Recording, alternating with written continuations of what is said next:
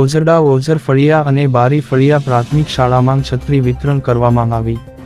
કપરાડા તાલુકાની ઓઝરડા ઓઝર ફળિયા અને ઓઝરડા બારી ફળિયા પ્રાથમિક શાળાઓમાં હિરેન શાસ્ત્રી ગુરુજીના નેજા હેઠળ અભ્યાસ કરતા બાળકોને છત્રી આપવામાં આવી હતી।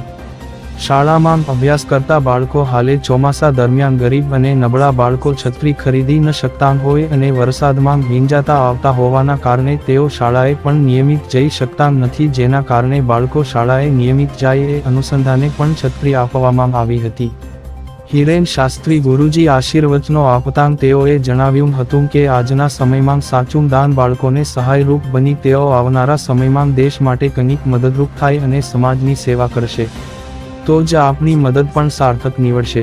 સાથે તેમણે જણાવ્યું હતું કે આ શાળાઓમાં અભ્યાસ કરતા બાળકો હાલના વર્ષ દરમિયાન ઉત્તીર્ણ થયેલ પ્રથમ, દ્વિતીય અને તૃતીય ક્રમ ધરાવતા બાળકોને પ્રોત્સાહન રૂપે ઇનામની પણ જાહેરાત કરી હતી। સાથે સાથે કોઈ પણ પ્રકારની મદદ જરૂરી હોય તો જણાવવા કહ્યું હતું। આ દરમિયાન શાળાના આચાર્ય, શાળા પરિવાર અને ગ્રામજનોએ આભાર વ્યક્ત કર્યો હતો।